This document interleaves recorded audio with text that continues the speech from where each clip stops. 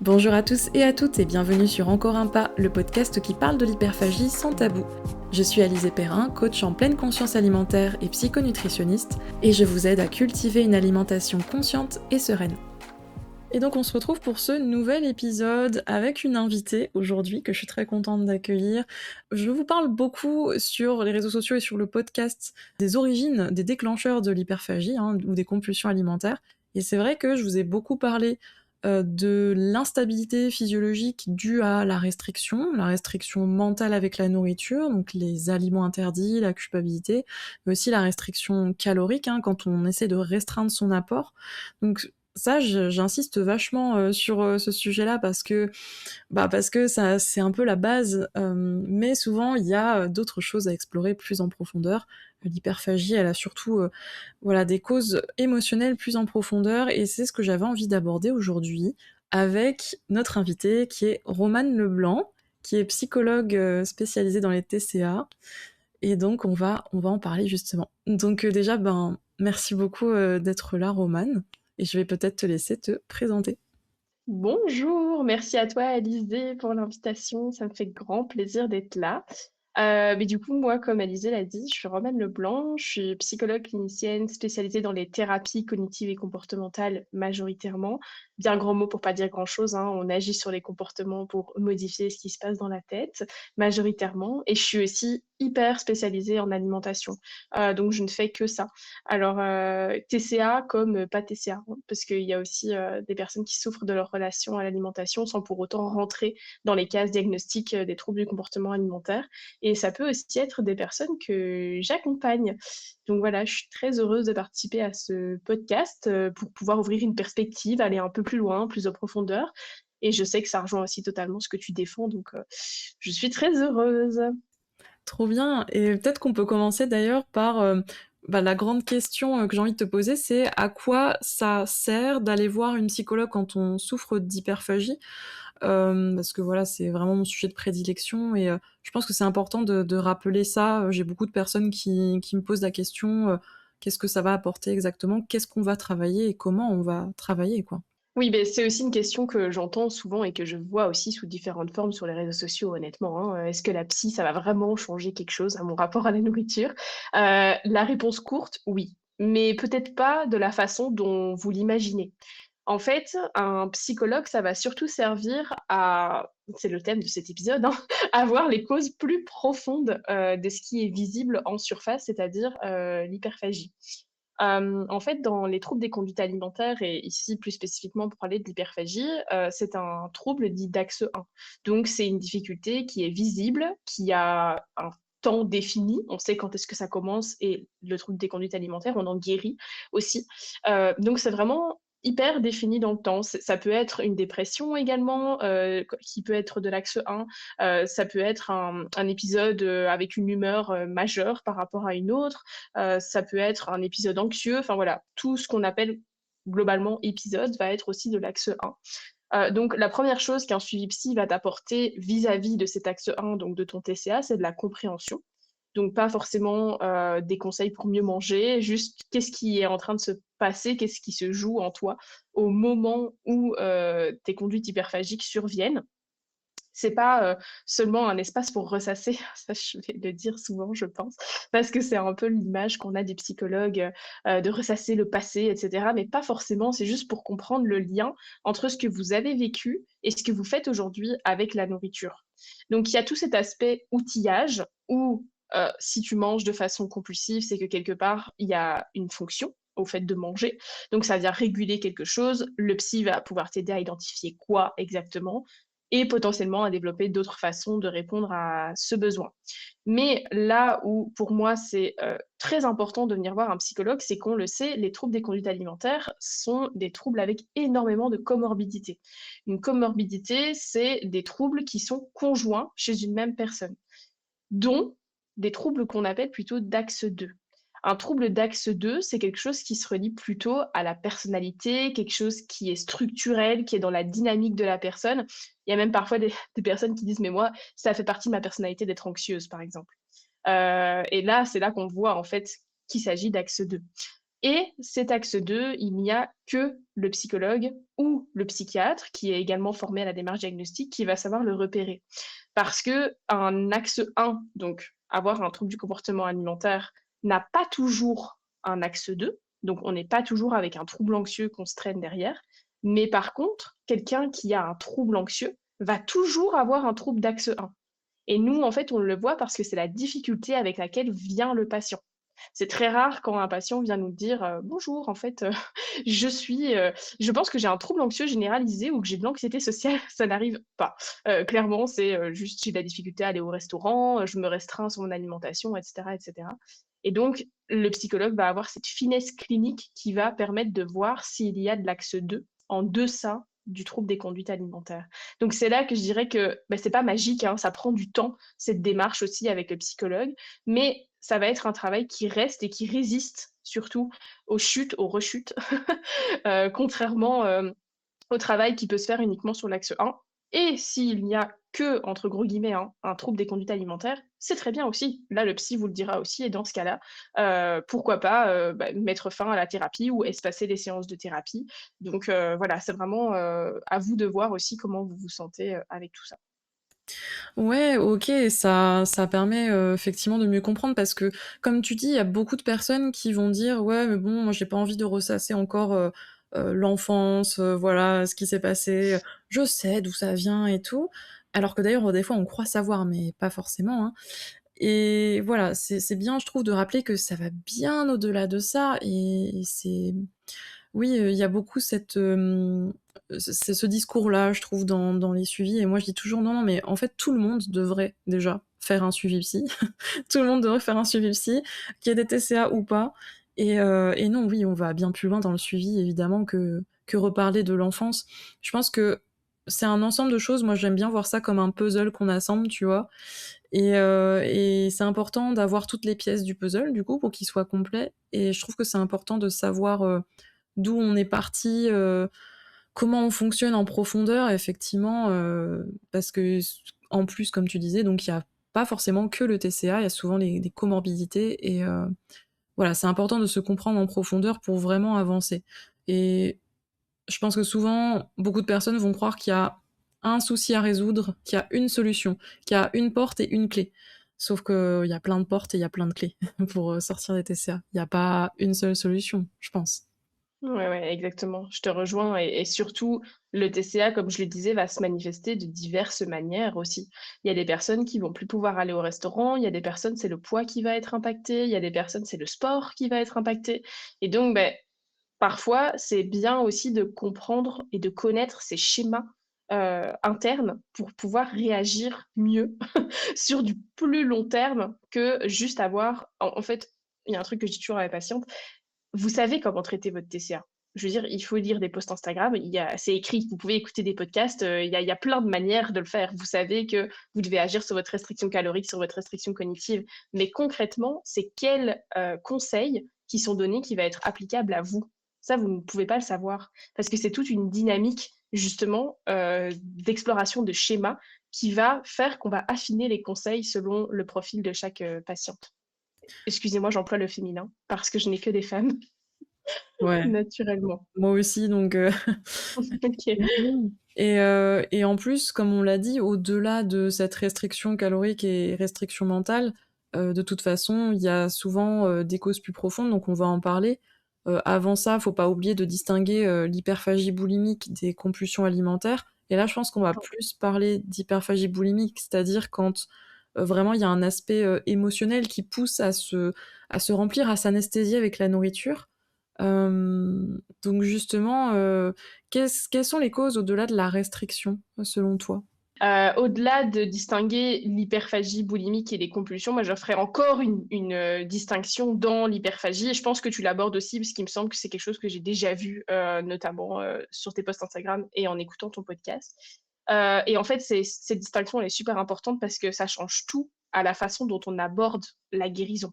C'est qu'il y a l'hyperphagie dite boulimique dite entre gros guillemets «émotionnelle», hein, c'est la plus connue. C'est quand tu manges en réponse à une émotion, la tristesse, l'ennui, la solitude, la frustration, la colère.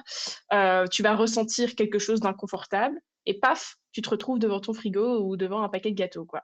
Et là, il y a pas du coup, le traitement, c'est plutôt au niveau de l'émotion parce que c'est quelque chose de réactif. Il y a une émotion qui est identifiable et la nourriture va servir à, entre gros guillemets, «anesthésier» cette émotion, la fuir, la combler, bref, vous mettez tous les termes que vous voulez derrière. Et là où, c'est intéressant, c'est justement de l'autre part, il y a l'hyperphagie dite anxieuse. C'est différent et il y a pour autant, il y a beaucoup de personnes qui sont concernées sans même le savoir. C'est que c'est pas forcément une émotion précise qui va déclencher la crise. Moi, j'ai beaucoup de personnes, qui souffrent d'hyperphagie boulimique dans ma patientèle qui me disent: «J'ai l'impression que c'est tout le temps, quoi. Enfin, je j'arrive pas vraiment à mettre, d'état sur ce qui se passe» et en fait, ça fait du sens parce que c'est un état de fond. C'est un état de tension permanente, de vigilance, d'anticipation, qui est vraiment en deçà, hein. On revient sur l'axe 1, l'axe 2 dont je parlais tout à l'heure, où le système nerveux va être en mode alerte, mais pas forcément parce qu'il se passe, pardon, quelque chose de grave, mais juste parce qu'il a appris que c'est comme ça qu'il devait être. Donc il va être dans un état d'hyperactivation tout le temps, en fait et manger va devenir dans ce cas-là, non pas une façon d'anesthésier ou autre, mais juste de redescendre sur la courbe de l'anxiété, de calmer physiquement la tension. Pas de résoudre un problème émotionnel précis, pas d'anesthésier une émotion ou autre, juste de faire baisser cette pression. Mmh. Et justement, comment faire la différence entre hyperphagie émotionnelle et hyperphagie anxieuse? Et puis est-ce que d'ailleurs ça peut être les 2 en même temps aussi? Oui, totalement, ça peut bah, parfois c'est alterné en fait, c'est par phase, hein. Je pense que c'est aussi ce que tu rencontres avec tes patients, c'est que, s'il y a de l'hyperphagie anxieuse en fond, heu, en général, elle se manifeste tout le temps et puis de temps en temps, il y a des crises qu'on peut relier à de l'émotionnel. Mais, c'est là que c'est important de bien faire la distinction et d'ailleurs, l'hyperphagie émotionnelle, personnellement, je la relie plus souvent aux compulsions alimentaires, du coup, dans ce cas-là. L'hyperphagie anxieuse, ce que les symptômes que mes patientes me rapportent, j'essaye de trouver des phrases, qui vont résonner pour tout un chacun. Ouais. C'est notamment le fait de manger souvent sans avoir faim. Il y a cette notion de satiété et de rassasiement qui est consciente, mais pour autant où on va quand même le faire. Il y a le fait de manger vite aussi qui revient pas mal, presque mécaniquement en mode pilote automatique. Ouais, il y a le fait d'avoir du mal à arrêter quand on est plein, quand on se sent plein, parce qu'encore une fois, c'est il y a des épisodes hyperphagiques où on peut ne plus ressentir, la satiété et le rassasiement, mais dans l'hyperphagie anxieuse en général, c'est le cas et donc ce qui se passe en fait, c'est que l'anxiété, elle n'a pas à être rassasiée en tant que telle. Donc évidemment, on se sent plein au bout d'un moment, mais l'anxiété est toujours là et c'est ce qui fait potentiellement qu'on continue à manger.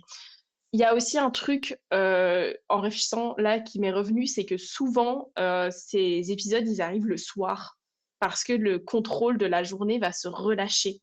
Et donc c'est là qu'on peut aussi distinguer parce que l'hyperphagie émotionnelle, j'ai une patiente en tête qui m'a expliqué par exemple qu'elle était très frustrée quand elle se réveillait le matin et qu'elle avait 15 messages WhatsApp de son boulot parce qu'elle s'est levée 5 minutes en retard, quoi. Là, c'est vraiment une émotion, une frustration et donc une crise qui va se déclencher derrière. Mais pour autant, dans l'hyperphagie anxieuse, c'est pas tant ça. La personne va, entre gros guillemets, encore une fois, prendre sur elle toute la journée et le soir, là, ça va être le relâchement complet et donc, ben, le on se retrouve devant le placard et puis on n'arrive plus trop à contrôler tout ça. C'est moins je gère mal mes émotions, c'est plus mon cerveau est dans une sorte d'anxiété chronique, en fait, qui fait que ça ne s'arrête jamais et souvent, ce sont même des patientes qui ont de la difficulté à avoir une optique de guérison parce qu'elles n'arrivent pas à identifier qu'est-ce qui déclenche ça? Donc c'est ça que je disais que la façon d'aborder la guérison selon l'une ou l'autre, elle est complètement différente. Parce que si l'enjeu, c'est de l'anxiété chronique, alors la priorité, c'est d'apprendre à réguler son anxiété, avant même d'apprendre à réguler son émotionnel. D'accord. Ouais, d'où l'importance d'aller voir un ou une psychologue parce que c'est avec ce ou cette professionnelle qu'on va identifier si on a de l'anxiété déjà, finalement. Parce que Ouais, c'est alors moi-même j'ai pas mal d'anxiété et j'ai mis, beaucoup de temps à comprendre que j'en souffrais et que mon hyperphagie avait été liée, principalement à ça. Donc, ça me OK. parle énormément, tu vois, ce que tu dis. Et puis, Ouais. d'ailleurs un truc que je veux rappeler aussi, dans tous les cas, enfin, on est d'accord que même si c'est d'origine anxieux ou émotionnelle, souvent, moi, ce que je vois, c'est qu'il y a quand même de la restriction après derrière, parce que du coup, la personne prend du poids et elle se dit: «Bah non, j'ai pas envie de voilà, de prendre trop de poids» et ça va aller aggraver. Donc j'ai envie de dire, de Oui. toute façon, dans tous les cas, cette restriction, elle va finir par s'installer et ça va mettre des bâtons dans les roues, entre guillemets, quoi. Oui, exactement. Et d'ailleurs, quand il y a une cause plus profonde, parce que c'est le sujet de l'épisode, hein, de l'hyperphagie, et qu'on essaye de travailler sur la restriction alimentaire, ça fonctionne pas. La personne, elle dit: «Non, j'y arrive pas», parce Ouais. que c'est pas ça, en fait, le souci. Le Mmh. souci, c'est le travail, la pression vis-à-vis de la famille, la pression vis-à-vis du conjoint, la pression sexuelle aussi, qu'on peut retrouver pas mal dans les troubles hyperphagiques, où la personne peut avoir pris du poids et donc avoir une baisse de libido également qui s'ensuit, et une peut parfois même des pertes des fonctions sexuelles, et donc se sentir complètement, démunie et avoir cette pression sur les épaules de compter et de se dire: «Mince, ça fait autant de temps que j'ai plus eu de relations sexuelles avec mon conjoint», et toute cette pression, ça vient alimenter l'anxiété chronique. Donc tu vas dire à la patiente: «Ben, vas-y, viens, on travaille sur tes restrictions alimentaires». Oui, bon, non quoi, ça tient pas. Il y a d'autres choses, pour elle en tout cas, qui sont prioritaires. C'est ça, en fait, il y a des priorités, il y a un certain ordre pour faire les choses, je suis d'accord avec toi et clairement, c'est pour ça, hein, qu'on parle aujourd'hui des causes profondes, faut pas rester en surface, effectivement et je trouve que oui, tu vois, sur les réseaux sociaux, bah, vu que j'y passe vachement de temps, vu que c'est en partie mon métier finalement et je pense que toi aussi, on voit beaucoup, hein, cet aspect-là, voilà, faut pas se restreindre et tout. Oui, c'est important, mais souvent, en fait, comme on l'a décrit, c'est souvent un mode de fonctionnement finalement, l'hyperphagie, Mmh. avec l'anxiété ou avec d'autres choses. Ça peut être, on n'en parlera pas aujourd'hui, mais des neurodivergences, le TDAH, le TSA et Ouais. cetera. Traumatisme aussi, hein, qu'on retrouve pas mal, VSS, dans le cadre, de la patientèle, où, là, c'est encore bon, aujourd'hui, on a décidé de se focus sur l'anxiété, mais c'est vrai qu'il y a autant de manières de traiter l'hyperphagie en psychologie que de schémas internes, et intériorisés, par le patient. Il y a jamais de plan tout fait, et d'ailleurs fouillez fouillez si vous voyez ça, des plans tout faits pour traiter l'hyperphagie, parce que ça ne fonctionne pas en fait, de manière générale. Il faut que ce soit très individualisé si, encore une fois, vous sentez qu'il y a, quelque chose de très profond, qui vient vous heurter. C'est ça, c'est tout à fait ça. Donc là, on a pas mal parlé, finalement de à quoi ça ressemble une hyperphagie anxieuse. Moi, ce qui ressort beaucoup, je trouve, c'est les mots tension, les mots pression. Effectivement, l'impression de se sentir tendu, et que ça c'est chronique, c'est quelque chose de tous les jours, quoi. C'est ça? Est-ce que Ouais. tu confirmes? Ouais. Ouais, ouais, exactement, ouais, et je rajouterais même, épée de Damoclès. Moi, c'est quelque chose que mes patientes, elles me disent très souvent, quand il s'agit d'hyperphagie plutôt anxieuse, c'est: «J'ai l'impression que, un, le monde tourne grâce à moi, et 2, j'ai une épée de Damoclès au-dessus de la tête». Alors l'épée de Damoclès, c'est une expression pour dire: il y a vraiment quelque chose qui va me tomber dessus à tout moment et je sais pas quand, et souvent, souvent, quand on va creuser, moi, en tout cas, dans ma patientèle, ce que je rencontre le plus, c'est des burn-out. Parce que c'est souvent lié au travail, cette anxiété et cette pression, hein, parce que, bah, j'ai une patientèle qui est majoritairement dans la tranche jeune adulte, et donc l'entrée dans le monde du travail et cetera va faire que, on a l'impression que ça se passe bien, mais il y a à tout moment, l'épée, elle va tomber et donc il va y avoir une catastrophe. Ou il y a une telle pression qui repose sur les épaules de la patiente que, l'épée de Damoclès va finir par tomber, et là, ça va être la catastrophe, quoi. Ouais, d'accord. Ouais, effectivement, je trouve que cette image est pas mal pour bien comprendre le truc aussi. Alors après, bah, la grande question, du coup, c'est comment on fait concrètement? Quels seraient les conseils de base peut-être que tu donnerais, par rapport à ce type d'hyperphagie? Oui, alors, du coup, par rapport à ce type d'hyperphagie, comme je l'ai expliqué, personnellement, je traite toujours d'abord l'anxiété qu'il y a derrière. Donc ça ne veut pas dire, bah, parfois je travaille avec des personnes comme Alizée ou avec des diététiciens, spécialisés en TCA en parallèle, qui vont se focus sur la réduction des crises. Mais moi, de mon côté, je peux entendre que la personne, elle a des petites victoires, elle réduit ses crises et cetera, mais je reviens toujours un petit peu titiller en mode: «Bon, OK, c'est sympa et quoi?» Et ton anxiété, ça en est où? Donc les premiers conseils, ça va être de savoir comprendre son anxiété, savoir la repérer. Parce qu'aujourd'hui, on est en 2026 à l'heure où on tourne ce podcast, et malheureusement, on est trop habitué à être anxieux. C'est hyper normalisé d'être anxieux. Ah, mais t'as un examen demain, c'est normal que tu sois stressé. T'as Ouais. un gros truc pour le travail? Non, mais logique, moi je serais pareil à ta place. Oui, mais non. Clairement, quand on sort un petit peu parce que, mais du coup, tu le sais sûrement Alizé, mais moi je suis sortie, d'Europe pour aller, me former et en fait, quand on sort de l'Europe et de cette pensée occidentale, pardon, on se rend compte que dans d'autres pays, le stress n'est pas aussi majoré qu'en Europe.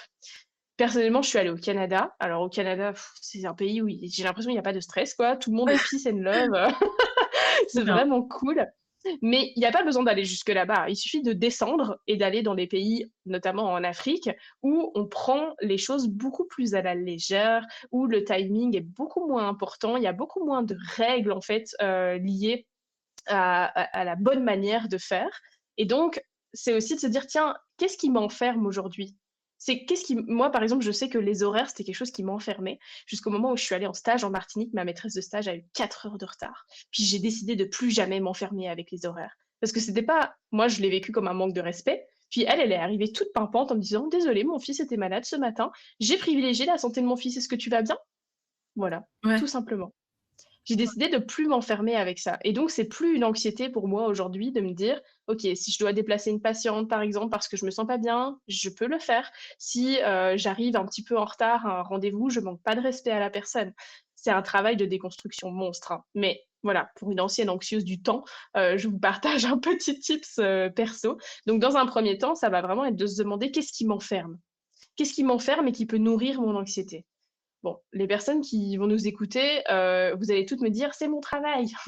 Oui, c'est normal, c'est 80 de votre vie, mais comment est-ce que vous pouvez agir pour que votre travail soit un petit peu moins enfermant? Pour que vous retiriez un petit barreau? Est-ce que ça peut être sur l'horaire, justement? Est-ce que ça peut être sur des discussions à entamer avec votre manager, votre N+1, votre N+2 pour négocier la charge de travail que vous avez?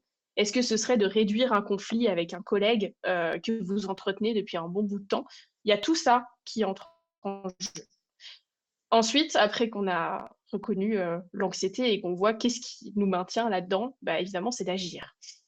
Alors, je suis une fervente défenseur du journaling, je pense que tu le sais, j'en parle un peu partout, des journaling, des introspections, enfin voilà et sincèrement, je n'ai jamais une seule patiente, à l'heure d'aujourd'hui qui m'a dit: «Non, ça ne sert à rien». Jamais. Une fois qu'elles s'y sont mises, ça va aller. J'ai beaucoup de patientes qui n'ont plus jamais pu s'arrêter. Parce qu'en fait, l'écriture, quand on écrit, il y a un effet cathartique à ce qu'il y a dans notre tête. Ça veut dire qu'une fois qu'on écrit, c'est réel. Donc on peut plus s'en désengager. Et donc écrire, ça fait vraiment du bien. Donc moi, c'est vraiment une des bah, un conseil général que je devrais donner là, parce que je connais pas le profil de chacune des personnes qui nous écoutent. Ce serait vraiment d'écrire de la manière dont vous souhaitez écrire. Que ça soit en demandant des prompts, sur Instagram, ou à une amie ou en allant consulter le compte de quelqu'un, via l'art-thérapie, hem, en vous écrivant une lettre à vous-même, en décrivant votre journée, en faisant une météo intérieure, vous avez le droit de faire tout ce que vous voulez. Mais juste se poser avec un carnet et un stylo, ça ramène aussi au naturel de l'être humain parce que, bah, aujourd'hui, on travaille presque tous sur des ordis et donc ça fait vraiment du bien et ça permet Ouais. de réguler l'anxiété. Ah ouais, non, mais je suis totalement, totalement d'accord. Alors moi, pour le coup, j'ai pu avoir des clientes qui m'ont dit: «Oh non, j'ai pas envie d'écrire dans un carnet et tout». Donc ça dépend, après ça dépend vraiment des personnes. Mais en tout cas, je trouve que c'est un outil très, très puissant, l'écriture ou dessiner des petites choses ou écrire des Mmh. mots-clés. C'est pas forcément écrire des pavés, hein, Ouais. je sais que ça m'a toujours accompagnée, ça m'a toujours aidée et je recommande de noter, tout ce qu'on ressent ou tout ce qu'on a remarqué ou ça peut être parfois juste un mot qui résume la journée. Je trouve ça tellement important. Pour moi, c'est un peu comme faire le ménage dans ton cerveau, quoi. C'est voilà, je pose sur papier et effectivement, comme tu dis, après, c'est plus pareil une fois que c'est posé sur papier. Il y a un apaisement qui se passe. D'ailleurs, je voulais revenir, par rapport au type d'hyperphagie. Tu vois, on a décrit vachement le type d'anxiété. On a parlé du travail, du burn-out et cetera. Je trouve ça hyper intéressant. Pour donner un autre exemple, tu vois, des trucs que moi je peux beaucoup écrire sur ça va être l'anxiété liée aux relations, aux amitiés, aux amours, à la famille et cetera. Ah ouais. Je sais pas si ça te parle, si tu as déjà eu des patientes dans ce cas, mais c'est, voilà, la peur de toujours avoir pas dit le bon truc, pas être une Mmh. bonne amie, mal faire et cetera. euh, je trouve que ça peut être un truc aussi assez envahissant. Voilà, je veux juste rajouter ça. Ouais, mais je te rejoins, mais moi-même, ça m'arrive hein, dans mon journal de temps en temps d'écrire, tiens, je suis pas sûre que j'aurais dû répondre ça, je suis pas sûre que, je sais pas, j'ai assuré à un entretien pour un projet ou peu importe, et peut-être que j'aurais pu remplacer cette phrase par une autre phrase.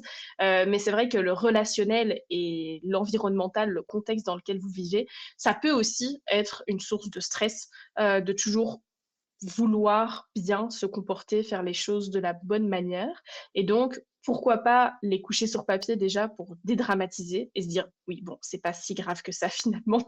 Puis j'ai pas de retour de la personne, donc c'est que finalement j'ai quand même bien fait, enfin relativement bien fait par rapport à ce qui était attendu aussi de la personne en face que je ne pouvais pas deviner. Et se dire, bah ok, c'est aussi un apprentissage pour moi pour les prochaines fois. C'est que si je me retrouve à nouveau dans cette situation, je l'ai déjà vécu, je l'ai déjà écrit aussi potentiellement, si vous vous y mettez. Et puis, je sais comment enfin, vers quelle valeur je veux aller et donc quelle réaction je ne dois pas avoir, quelle réaction j'ai envie d'avoir. Parce que finalement, c'est ça. C'est quelle réaction j'ai envie d'avoir qui va aller avec mes valeurs. Peut-être que ce qui fait que tu te sens mal par rapport à une relation ou autre chose, c'est que la réaction que tu as eue va à l'encontre de tes valeurs et de ton identité. Et donc, pourquoi pas le poser sur papier pour pouvoir y réfléchir après. Hmm. Ok, c'est ouais, c'est vachement intéressant et je pense que tu vois pour toutes les personnes qui peuvent rechigner, se dire oh mais ça sert à rien, machin, il y en a quand même. Là, Mhm. en écoutant Romane, je suis sûre que peut-être vous vous dites ah finalement je vais peut-être commencer à écrire dans un journal. Ça peut que faire du bien de toute façon, je trouve. Je vais rajouter une partie parce que bon, bien sûr toi tu es psychologue et ce sont tes outils et j'ai envie de rajouter des petits outils par rapport aussi au comportement alimentaire, vu que c'est un peu ma partie. Mais je trouve qu'en parallèle d'un suivi comme ça, c'est très important quand même de ne pas sauter de repas, ne pas se restreindre, vraiment avoir des repas réguliers, avoir quelque chose de rassurant pour le corps, le cerveau, avoir toujours une source d'énergie et une source de satisfaction. Je sais pas ce que t'en penses, mais c'est pour moi ça contribue à ça peut aider en fait, même si ça ne va pas traiter le problème à la source, ça va aider à réguler quand même cette anxiété. Et c'est un des premiers trucs que je conseille. Oui, alors il y a un truc que je répète tout le temps à mes patients, carrément, il faudrait que je l'enregistre parce qu'en fait, j'ai l'impression de me répéter 20 fois par jour. C'est que je leur dis, je m'en fiche de ce que tu mets dans ta bouche. Mets quelque chose dans ta bouche. Parce que ton cerveau va intégrer que tu n'es pas en restriction, que ce n'est pas du contrôle, que ce n'est pas de la soi-disant discipline. Et donc, ça peut potentiellement ne pas déclencher une crise derrière. Donc oui, je te rejoins complètement. C'est vrai qu'en parallèle, alors en général, moi je travaille beaucoup avec des diététiciens ou des psychonutritionnistes en parallèle parce que personnellement, c'est pas mon job de faire ça. Mais la personne avec laquelle je vais travailler va dire aux patients en même temps où moi je travaille l'anxiété, la personne avec laquelle je travaille va dire aux patients, bon, par contre, on essaye de plus sauter le petit déjeuner, par exemple, parce que tenir jusqu'à midi avec juste un café, c'est pas OK. On va expliquer aussi en général, enfin, pourquoi la glycémie chute, à quel moment, pourquoi est-ce que le corps il fait pas la différence entre un régime volontaire et une famine, hein, puisqu'il y a bien des différences à faire là-dedans. Et moi, pour agir vraiment sur le psychisme et plutôt, quand on parle d'anxiété, sur l'hormone du cortisol, je vais leur dire, ben, encore une fois, ne te mets pas en famine, quoi. Même si tu manges une date ou si tu manges un morceau de poire ou une tablette de chocolat, peu importe, mange quelque chose. Parce que tu vas préparer ton corps à aller chercher de l'énergie quand tu seras prête à lui donner un repas complet, nutritif, parce qu'il y en a dans la journée la plupart du temps. Donc c'est très important, je te rejoins là-dessus, pour pas amplifier le stress aussi physiologique derrière, quoi. Sinon, on est mal barré. Ouais, donc c'est pour ça, c'est à aborder d'une façon, enfin c'est multifactoriel et donc il y a ce travail de fond et puis voilà, maintenir des bonnes habitudes apaisantes, régulatrices, on va dire. Est-ce que toi, il y a d'autres choses, donc on a beaucoup parlé du journaling, de l'écriture, très important. Est-ce qu'il y a Mhm. d'autres choses peut-être que tu aurais à conseiller ou peut-être aussi, tu vois, des croyances que tu rencontres souvent en accompagnement? Oui, alors, je fais beaucoup d'art-thérapie parce que j'y ai été formée. Donc c'est vrai que bah, je pourrais t'envoyer un exercice si tu veux, comme ça tu peux le mettre en description du podcast pour les auditeurs. Ouais, ok. Je trouve qu'il est vraiment sympa, il permet de travailler sur le corps en tant que tel. Et un conseil un peu plus général que je donnerais, et dans ce cas-là qui va s'appliquer, je pense, à tous les auditeurs qui vont nous écouter, c'est concentrez-vous sur ce qui se passe là, maintenant. Parce que justement, on parlait des croyances. J'ai beaucoup de personnes qui arrivent chez moi en disant: «Oui, moi, avant de venir chez toi, j'ai fait, par exemple, de la thérapie familiale, j'ai fait de la psychogénéalogie et donc j'ai l'impression que je porte, le poids de mes ancêtres, que, c'est quelque chose qui vient, d'avant moi, c'est des traumatismes ou des actes manqués vécus par mes ancêtres et cetera». Alors, je vais être honnête avec vous sur ce point. D'un côté, il y a une réalité scientifique. La recherche en épigénétique, elle montre effectivement que certains stress environnementaux peuvent laisser des traces biologiques. L'accent belge qui est ressorti. J'ai bien rigolé, excusez-moi.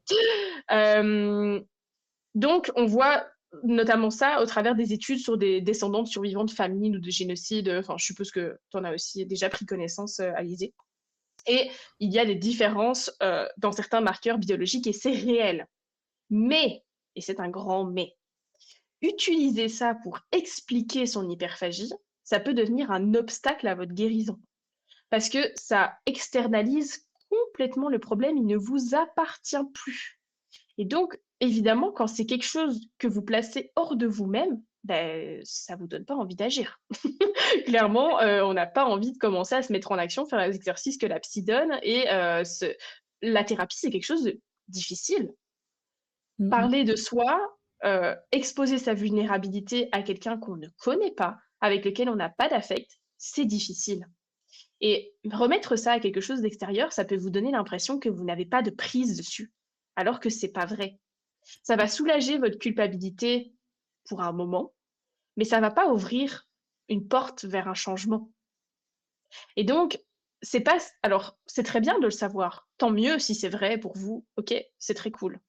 Mais là, tout de suite, dans l'instant, qu'est-ce que vous voulez en faire de ça?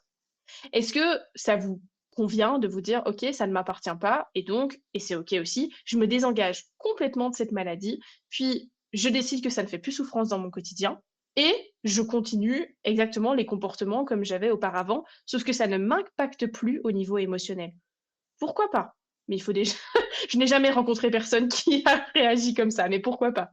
Ou est-ce que vous pouvez vous dire: «OK, je sais que ça vient de là, peut-être que c'est vrai, peut-être que c'est faux, ça dépend, on verra, mais aujourd'hui, j'ai envie d'agir dessus parce que ça me fait souffrance dans mon quotidien». Et donc il faut avoir une action, du coup, qui a lieu pour que ça puisse changer. Mmh.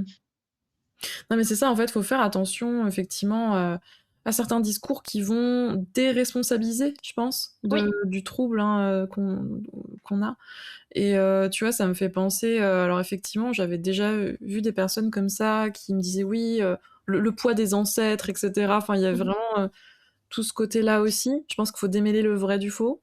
J'avais aussi eu des personnes qui me disaient, «Ah oui, alors, l'attirance envers tel ou tel aliment, ça veut dire que, j'ai une blessure de abandon.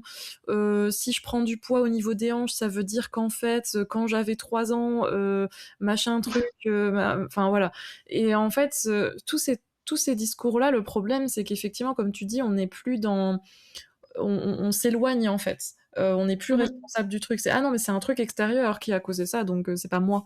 Donc je peux rien faire Ouais. dessus» entre guillemets, quoi. Mais la spiritualité, c'est très bien, mais ça reste de la spiritualité. C'est propre à chacun. Si c'est vos croyances, c'est très bien. Je veux dire, il y a personne qui est là pour juger ça. Mmh. Cependant, nous, aujourd'hui, ce qu'on reçoit en cabinet, ce sont des personnes qui souffrent. Donc, ce qui va vraiment vous aider, c'est de faire partie de votre vie, de vos expériences, de vos besoins aujourd'hui. Et évidemment, votre histoire familiale, elle peut faire partie du travail thérapeutique. Évidemment que, tu sais, j'ai déjà eu aussi des personnes qui arrivent en me disant que les aliments croquants, c'est une blessure d'abandon. Il me semble que c'est dans l'école de Lise Bourbeau, il y a un livre comme ça qui s'appelle Stop au contrôle, il me semble, et qui relie en fait des types d'aliments à certaines blessures. Écoutez, pourquoi pas? Oui, c'est tout à fait possible. Si vous vous reconnaissez là-dedans, oui, l'histoire familiale, elle va faire partie de notre travail thérapeutique, mais comme contexte, pas comme explication totale de ce que vous êtes en train de vivre. Parce que C'est ça. je prends les croquants parce que, tu sais, les chips, c'est quelque chose qui revient souvent pendant les crises, d'hyperphagie boulimique et donc oui, OK, très bien, vous pouvez vous relier à cette, explication-là et vous dire: «OK, je comprends d'où ça vient». Mais en attendant, comprendre d'où ça vient, ça va pas vous aider à mettre des choses en place là, tout de suite, maintenant. Et d'ailleurs, ça me fait rire de dire ça en tant que psychologue parce que parfois on a l'impression que le psychologue, il veut juste aider le patient à comprendre d'où ça vient. Alors que non, on n'est pas là pour vous aider à comprendre d'où ça vient. On peut le faire si jamais vous n'avez pas fait le travail, en avance, d'essayer de voir, les déclencheurs et cetera. Mais nous, on est là pour que vous fassiez partie de votre vie et que vous ne souffriez plus dans le quotidien. Que ces choses, elles doivent pas venir d'ailleurs.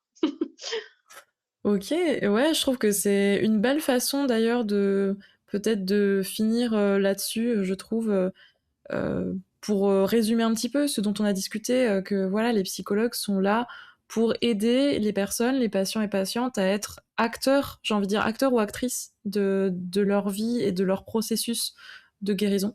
Hem Donc merci beaucoup, pour toutes ces précisions-là parce que je pense que ça permet un petit peu de déconstruire certaines idées reçues sur le suivi psy et voilà, j'ai trouvé ça super riche et super intéressant.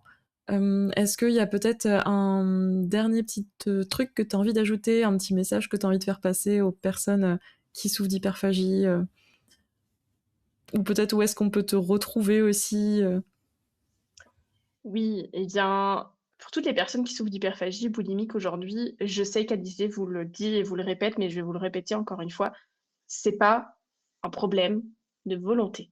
Ce n'est pas un problème de volonté. C'est un signal. C'est un signal que quelque chose dans votre corps ou dans votre vie demande de l'attention aujourd'hui. Là, maintenant, tout de suite, actuellement. Parce que vous souffrez actuellement. Que ce soit de l'anxiété chronique, une dérégulation hormonale liée à des années de restriction d'ailleurs, ça peut arriver aussi, ou une histoire émotionnelle hein, avec quelque chose de l'ordre du passé ou autre. Dans tous les cas, ça, c'est une phrase que j'aime bien utiliser dans mes thérapies. La réponse, c'est la douceur. C'est d'être douce, bienveillante avec vous-même, de prendre le temps. Parce que pour la plupart des personnes, je sais pas si c'est ton cas aussi, mais moi, elles viennent souvent de régimes, en tout cas à répétition, ouais. essayer, voilà. Et ça va trop vite. Il faut vraiment prendre le temps, être douce, être bienveillante avec soi et puis c'est la meilleure manière de se traiter et de se faire du bien. Donc merci, beaucoup à Didier de m'avoir invitée aujourd'hui. Je trouve que c'était hyper intéressant et moi, ça me fait très plaisir aussi de pouvoir démystifier un petit peu le suivi psy, parce que je sais que ça fait peur et d'un autre côté, vous avez raison. Clairement, parce que vu les idées reçues qu'on a sur la psychologie aujourd'hui, je comprends tout à fait que ça fasse peur à tout le monde. Mais, j'espère que mon discours aura pu, vous apaiser, voire vous donner envie, d'entamer un travail sur vous-même, que ce soit avec un psychologue ou une autre personne, du milieu de la santé. Et pour me retrouver, ben, c'est majoritairement sur Instagram, romaneleblanc.psy, tout simplement. OK, super. Bah, je mettrai de toute façon ce lien dans la description. Merci à toi, c'était très intéressant et tu vois, je te rejoins, hein, sur ce que tu as dit sur la bienveillance envers soi et je rajouterais aussi, pour compléter à la fin de ce que tu disais, sur le temps, prendre du temps, je veux dire accepter le fait que ça prenne du temps. C'est vrai qu'on est vachement dans une société, axée sur la performance avec notre poids, la performance avec notre alimentation et aussi la performance avec notre santé mentale. Hem et du coup, en fait, je pense qu'il faut bien garder en tête que ce sont des choses qui prennent du temps et qu'il y a pas de ligne d'arrivée bien définie, qu'il y a pas de performance à faire par rapport à ça. Je sais pas toi, mais moi je me retrouve souvent avec des personnes qui, voilà, qui, je sais pas, qui attendent certains résultats, mais ça vient encore une fois, hein, des régimes, je pense, mais peut-être plus généralement aussi du développement personnel, je ne sais pas. Et je pense qu'il faut vraiment aller dans un suivi psy avec cette mentalité de ça va prendre du temps et en fait, c'est OK et je reste douce effectivement envers moi-même et bienveillante et voilà. Ouais, tout à fait. Merci beaucoup, Alizée. Eh ben, merci à toi et merci à vous qui nous écoutez. Donc je vous mets, tout ce qu'il faut en description de l'épisode. Tu avais parlé aussi d'un petit exo d'art thérapie, donc je vais mettre ça. Oui, N'hésitez pas à tout à aller fait. jeter un coup d'œil Et puis, n'hésitez pas aussi à envoyer des messages sur Instagram si vous avez des questions, à réagir à cet épisode. Ça fait toujours plaisir de vous répondre. Si vous appréciez mon podcast, n'hésitez pas à lui donner la note de 5 étoiles. Et puis à parcourir aussi mon site web donc pour en savoir plus sur mon accompagnement. En attendant le prochain épisode, du coup, je vous dis à bientôt. Prenez soin de vous.